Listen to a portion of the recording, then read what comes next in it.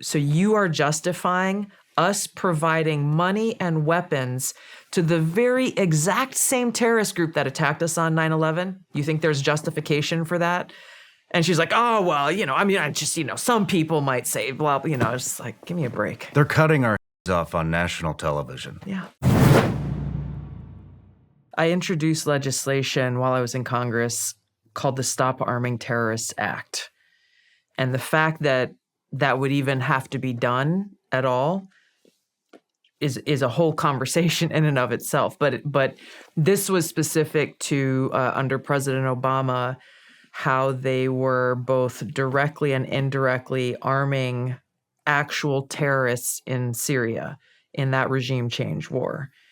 And again, not thinking through. I mean, they saw, okay, well, these terrorists, it was Al-Qaeda, Al-Nusra, these various terrorist organizations there that we as taxpayers were funding because President Obama wanted to topple the regime in Syria. And obviously, these guys are the most effective fighting force that they thought would be able to do that. But when I served on the Armed Services and Foreign Affairs committees in Congress as this was going on, and when I asked, questions about, well, okay, so this is your goal. Your goal is regime change. Who's going to fill the vacuum? Who is going to lead the country of Syria? Oh, well, there's this political opposition group.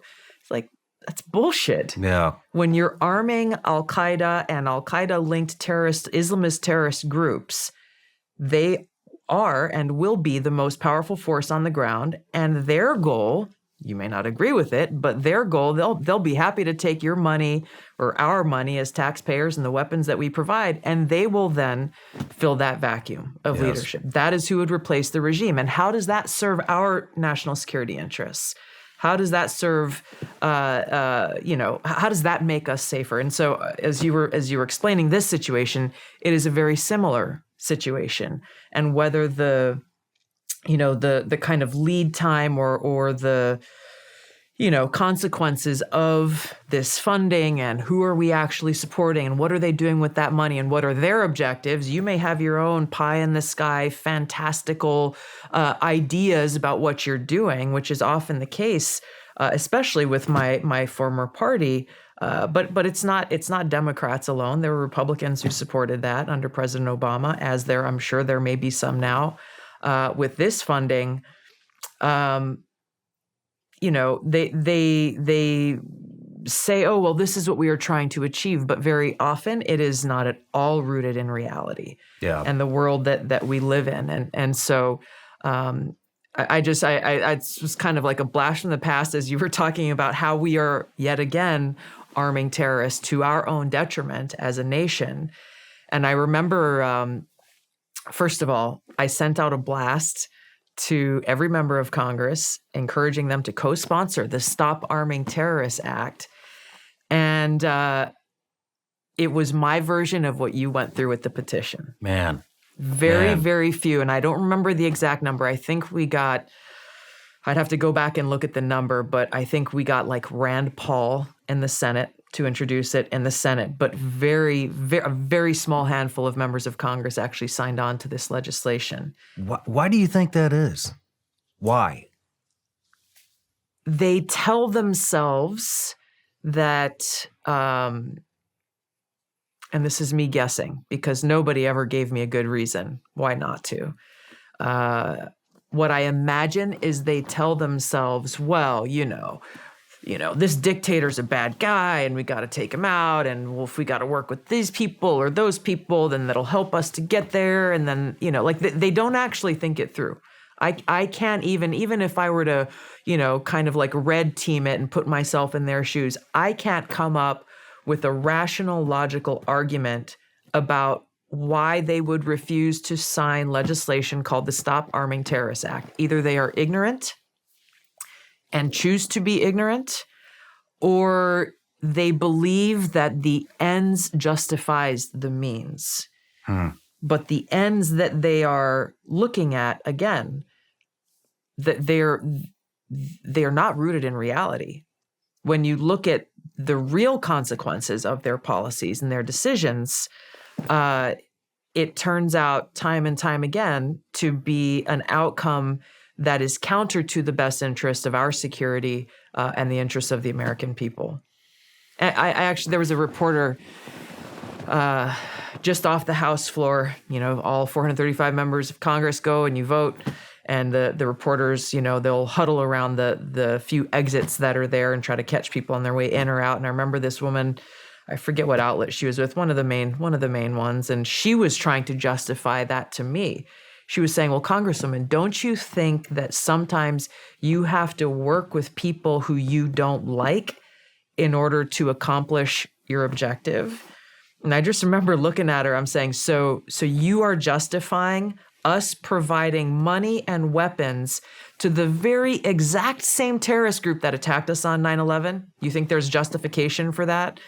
And she's like, oh, well, I just, some people might say, blah, it's like, give me a break. They're cutting our heads off on national television. Yeah. This isn't like, come on, let's just work through some disagreements. Yeah. Like, what? Yeah. What planet are they? Yeah, and it's not, okay, well, these guys are, the drug runners, or, they're, they've got like running diamonds in the black market. I mean, these are not like hoodlums in the neighborhood that they're talking about here. Yeah. They just burnt a family alive 5 minutes ago in a cage. Jeez. This isn't a minor disagreement and trying to work through differences. No. But when it comes back to the bill, what was the bill? It's the Stop Arming Terrorists Act. Great name. Yeah. I'm all about the direct approach, man. Do you think that are they smart enough to even see an end game with it? When you brought up that excuse, are they smart enough to even see the end game?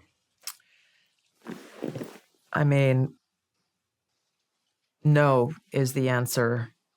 I wouldn't doubt that there are some nefarious intents by some people, or intentions by some people, but I think that any kind of clarity that a normal person would have in looking at this situation, like any normal common sense person, you don't have to have served in the military to get this. Mm-hmm. You don't have to have some degree in foreign policy and geopolitics to understand how insane this is. It seems like their judgment and the normal clarity that should be there is clouded by arrogance and this idea that, well, just because we say this is what the outcome will be, that's what it will be. There are so many different examples of, and I questioned then Secretary Mattis, and this was a few years later, obviously, but I questioned because this was continuing on. And I asked him in an open hearing in the Armed Services Committee, why aren't we going after Al-Qaeda in Syria, Al-Qaeda and ISIS in Syria? Because the focus was on regime change, not on defeating Islamist terrorism at that time. And his answer was, it's complicated. Period. Wow. And this is what I see as a common affliction in so much of, you can call it the deep state, permanent Washington, the national security state, people in the State Department, the Department of Defense. They get so I don't know. It's like they get so lost in these complexities that they have created for themselves that somehow justify a position that is not good for our country. It's not complicated why we're not going after Al-Qaeda in Syria. It's not complicated. Yeah. There's a reason for it. Tell the American people what the reason is. Why are you not, we have our military there.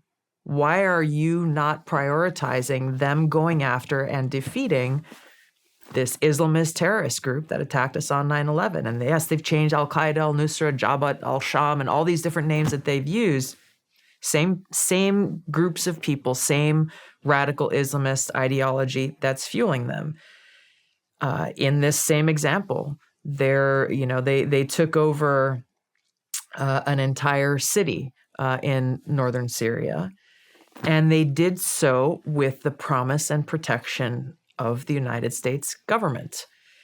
The name of the leader of that arm of Islamist terrorist groups is still there. He is still ruling that city. I've talked with some of the Syrian Kurds last year. They are working in Washington, D.C., obviously still fighting for the lives of the Syrian Kurds who are under threat from Turkey every single day, but who have been our most reliable fighting force against ISIS. I think we could not have defeated ISIS without them. Yeah. And I asked them, I was like, what's going on with this city? And they said, nope, it's still under the control of Al-Qaeda, al-Nusra. And you could have to go back, and I believe there is a clip where, I was obviously calling for, even under the Trump administration, you go after this terrorist organization that is in control of this northern city in Syria. And I think it was Nikki Haley who was calling for our U.S. Air Force to protect them and go after anyone that tried to attack that city. It was just, these things are, to me, unexplainable, but I have no doubt that they will come up with some kind, like Nikki Haley will come up with some kind of gibberish to support that position when you look at it on its face, and it doesn't make sense. Man. No matter where you're watching Shawn Ryan Show from, if you get anything out of this, please like, comment, subscribe, and most importantly, share this everywhere you possibly can. And if you're feeling extra generous, please leave us a review on Apple and Spotify podcasts.